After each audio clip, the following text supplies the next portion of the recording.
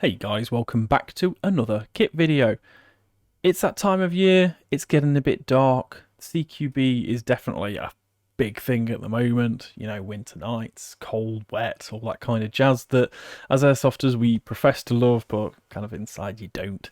So yeah, the CQBs take full advantage in this kind of weather of doing blackouts and dark games and switching the lights down and making life generally difficult and introducing lots of trip hazards.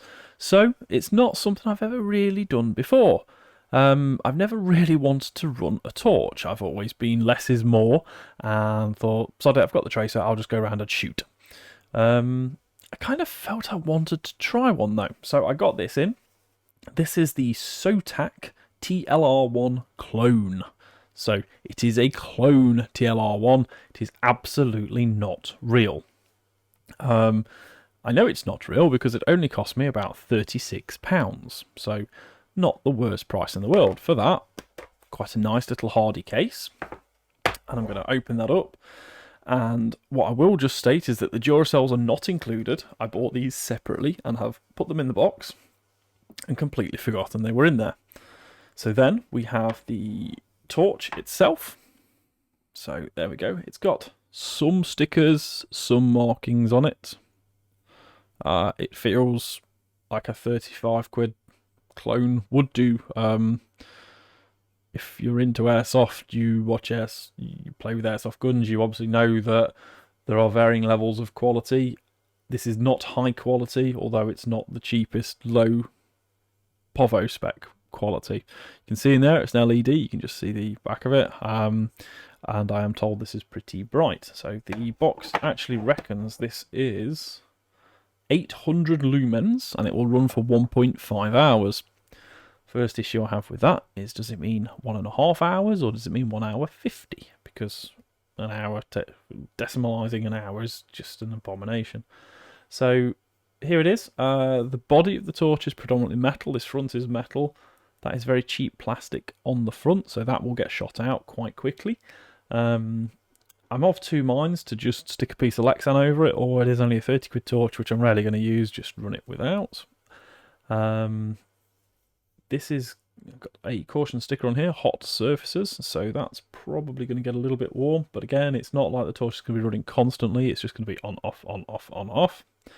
And then you've got your toggle switch at the back. This is where things start to cheap out a little bit.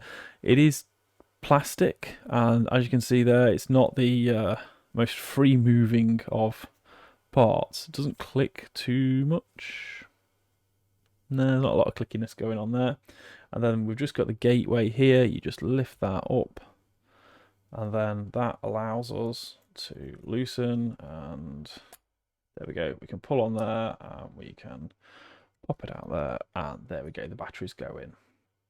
So there is, I was going to say there is no guide on which way the batteries go, but actually there is. It's on the outside. So do you know what? Let's give it a try and let's just see if we are ready for this weekend. Both batteries in. We will drop that in there. Batteries are in. So what I'm not going to do is I'm not going to point this straight at you and pull the trigger on it. What I am going to do is just turn it around and we'll go boop. Okay, so yeah, we can touch that on there. Nothing when you push it up. Okay, so we've got kind of rudimentary on there, and I think if we go bang, bang, yeah, we've got strobe mode as well. Okay.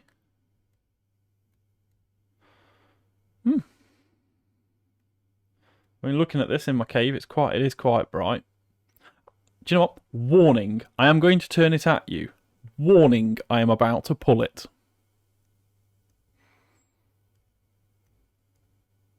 There we go. Pretty bright. So it obviously fits onto a Picatinny mount. I'm not going to try it out, and I'm not going to get the 18,000 mounts out that it comes with, because I only need it just to go onto my Capas. If it goes on the Capas, I'm quite happy. And you just kind of undo this screw a little bit here, push it out, and then it goes. So there we go. Yeah, I just wanted to kind of share this with you guys. Changing our habits. It's difficult to get your head around sometimes, and I've always been a no, I don't need a torch kind of guy. Not ever been offended to the point that a torch has sent me off field by someone using one. I kind of know someone who was, but I've kind of never really felt the need for one. But knowing where I'm going this weekend, I absolutely want to get hold of one, because I think this will give a little bit of an advantage in some games. So there we go. That is the Sotac TLR1 clone. I can't obviously give any reviews on longevity or anything like that, or if I drop it, will it work? 'Cause I don't really want to drop it. And I kind of want it to work for this weekend as well. So I'll have to let you know as things go, as I always do. So thank you very much if you've watched this far. Please hit that like button. Please drop me a comment if you've got any thoughts and feelings on this particular torch, or if you have experience with this torch.